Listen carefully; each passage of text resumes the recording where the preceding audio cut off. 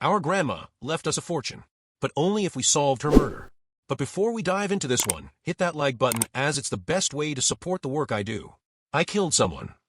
Those were the words that stopped me cold.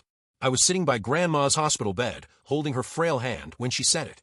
My brothers, Jake and Ryan, were on the other side of the room, arguing over who ate the last bag of chips from the vending machine. But when Grandma spoke, the room went silent. "What did you say, Grandma?" I asked, leaning closer. Her voice was weak, but her eyes were sharp, like she'd been waiting for this moment. "I killed someone," she repeated, her voice barely above a whisper. "A long time ago, and I need you three to figure out who it was and why." Jake snorted. "Grandma, are you on morphine or something? What are you talking about?" She glared at him, the same look she used to give us when we'd track mud into her house. "This isn't a joke," she said. "There's $12 million waiting for you. But you only get it if you solve this. All of it." Ryan, ever the pragmatist, stepped forward. "Solve what exactly? You're not making sense." Grandma's breathing was labored, but she managed to sit up a little straighter. "I took a life," she said, "and I've carried that secret with me for decades. But I can't take it to my grave. I need you to find out who it was, why I did it, and what happened afterward. If you do, the money is yours. If you don't," she trailed off, her eyes closing, "well, let's just say you'll regret it." And then she was gone. Just like that. The machines flatlined, and the nurses rushed in, but it was too late. Grandma was dead, and she'd left us with a mystery that made no sense. The will was read a week later. It was straightforward. $12 million was to be split equally among the three of us, but only if we solved the mystery of the person Grandma had killed. If we didn't, the money would go to some obscure charity none of us had ever heard of. The lawyer handed us a single clue, a key to Grandma's house, and a note that said, "Start where it began." We didn't know what to make of it. Grandma had always been a bit eccentric, but this was next-level crazy. Still, $12 million is $12 million, and none of us were in a position to turn that down. So, we agreed to work together, even though we hadn't spent more than a few hours in the same room in years. The first step was Grandma's house. It was a small, cluttered place filled with decades of memories. We started in the living room, going through old photo albums and boxes of paperwork. Jake found a stack of letters tied with a ribbon, but they were just birthday cards from us when we were kids. Ryan dug through the desk in the corner, pulling out old bills and receipts. I went through the bookshelves, looking for anything that might stand out. It was hours before we found anything useful. I was in the attic, sweating and covered in dust, when I spotted an old trunk in the corner. It was locked, but the key from the lawyer fit perfectly. Inside, we found a stack of newspapers, all from the same year, 1965. The headlines were mostly local news, but one article caught our attention. "Local woman missing, presumed dead." The woman's name was Margaret Hayes. She'd been a waitress at a diner in town, and had disappeared without a trace. There was no mention of Grandma in the article, but something about it felt important. Why would Grandma keep this? And why would she hide it? "This has to be it," Ryan said, holding up the article. "Margaret Hayes. She's the one Grandma killed." "Maybe," I said, "but we don't know that for sure. We need more evidence." Jake, who'd been quiet up until then, spoke up. "What if Grandma didn't kill her? What if she just knew something about it?" It was a possibility, but we didn't have enough to go on. We needed to find out more about Margaret Hayes and her connection to Grandma. The article mentioned the diner where she worked, so we decided to start there. The diner was still standing, though it looked like it hadn't been updated since the 1960s. The waitress who served us coffee was in her 60s and had worked there for decades. When we mentioned Margaret Hayes, her face darkened. "Margaret," she said. "Yeah, I remember her. She worked here for a few years. Disappeared one day, and no one ever saw her again. Cops thought she ran off, but I always thought something bad happened to her." "Did you know our Grandma?"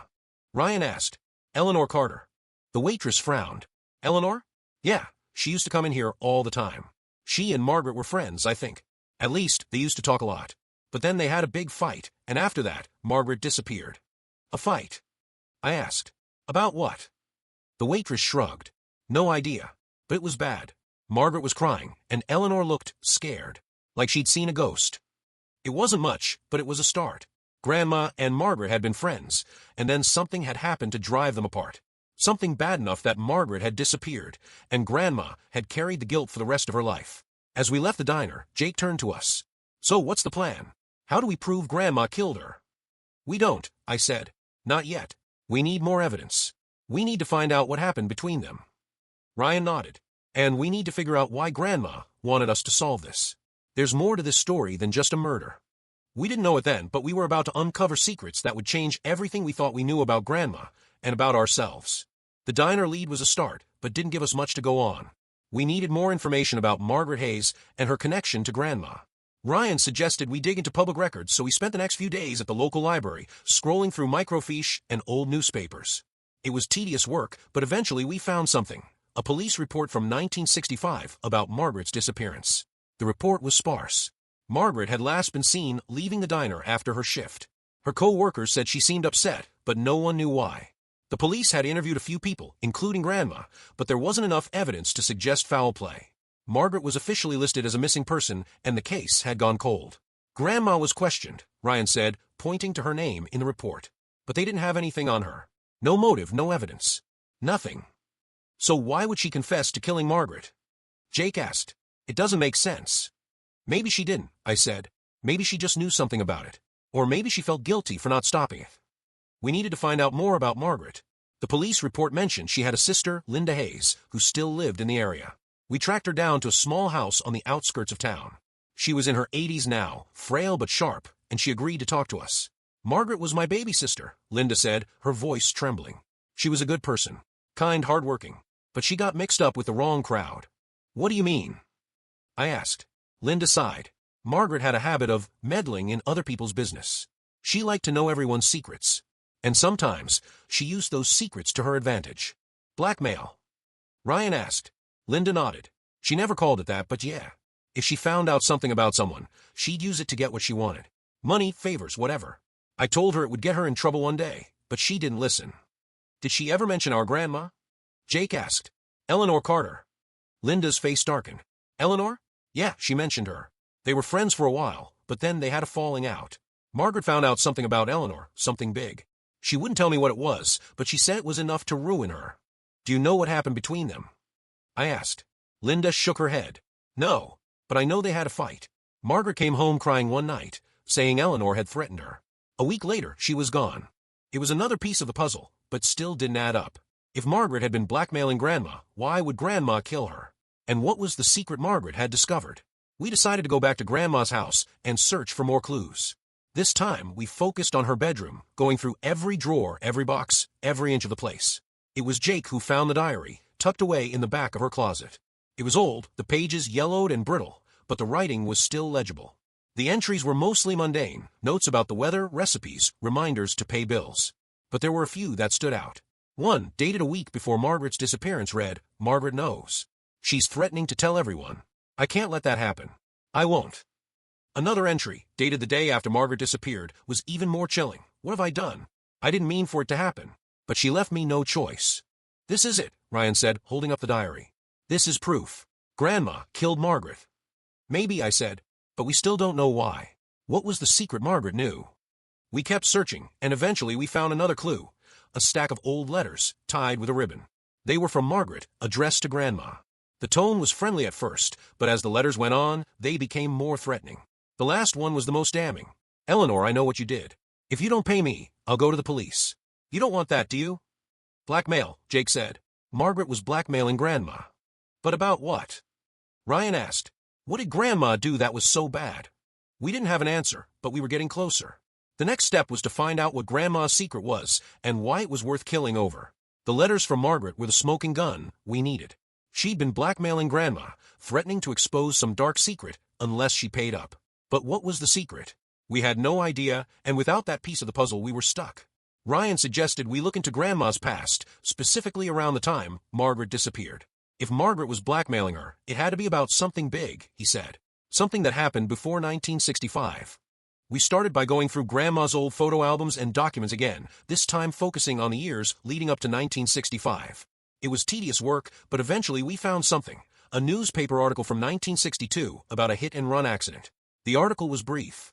A man had been struck and killed by a car late at night. The driver had fled the scene, and the police had no leads.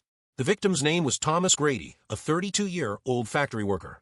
There was no mention of Grandma, but something about the article felt off. Why would she keep this in her records? You think Grandma was involved? Jake asked. Maybe, I said. It's the only thing that makes sense. If she was the one who hit Thomas Grady, that would explain why Margaret was blackmailing her. But how do we prove it? Ryan asked. We didn't have an answer, but we knew we needed to dig deeper. We tracked down Thomas Grady's family, hoping they might know something. His daughter, Susan, still lived in the area. She was in her 60s now, but she remembered the accident vividly. "My dad was walking home from work," she said. "It was late, and the roads were empty. Someone hit him, and just drove off. The police never found out who did it." "Did they have any suspects?" I asked. Susan shook her head. "No, but there was a rumor going around at the time. Someone said they saw a woman driving the car. They couldn't identify her, but they said she looked scared." "A woman?" Ryan asked. "Did they ever question anyone?"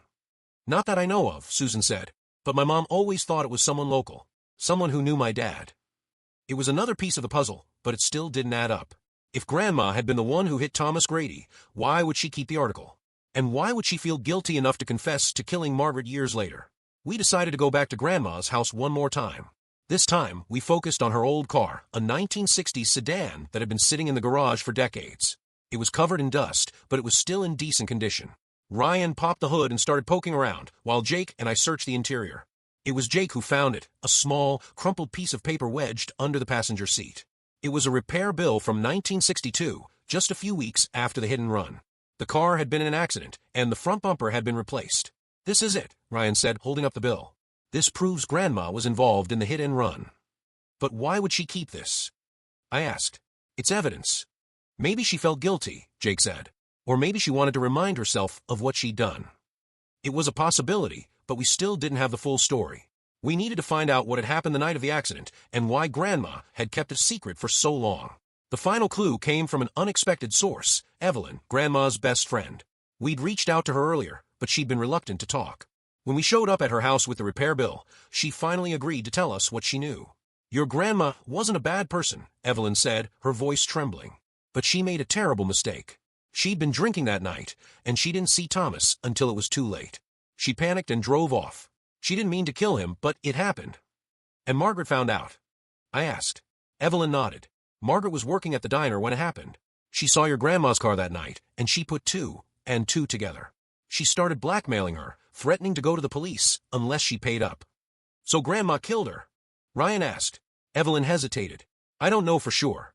Your grandma never told me what happened that night.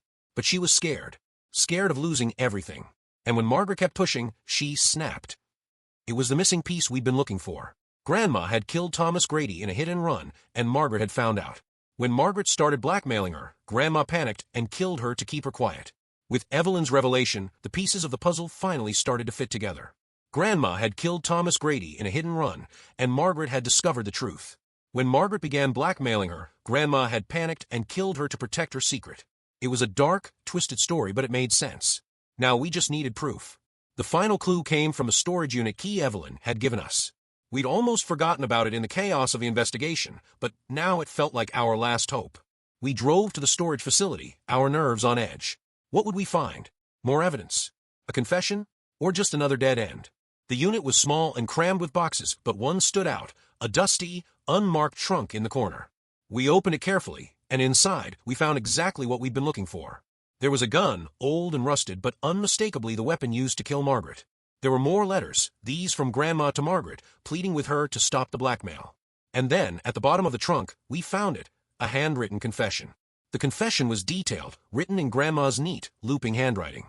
She described the night of the hit and run, how she'd been drinking and lost control of the car. She'd hit Thomas Grady and fled the scene, too scared to face the consequences. Years later, when Margaret discovered the truth and began blackmailing her, Grandma had snapped. She'd lured Margaret to the woods behind the diner, shot her, and buried her body. "I didn't mean to kill her," Grandma wrote, "but she left me no choice. I couldn't let her destroy my life. I've carried this guilt for decades, and now I'm passing it on to you. I'm sorry." It was a chilling read, but it was the proof we needed. We took the confession and the gun to the lawyer handling Grandma's estate. He was stunned but agreed that we'd fulfilled the terms of the will. The $12 million was ours.